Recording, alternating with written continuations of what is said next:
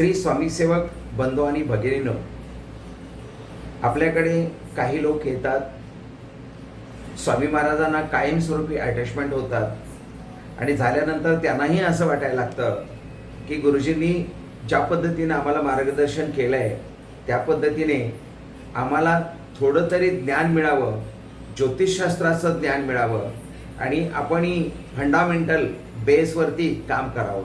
कमीत कमी आपल्याला मूलभूत ज्योतिषशास्त्र तरी कळावं. परंतु आम्ही आपणास ती सुवर्ण संधी देत आहे.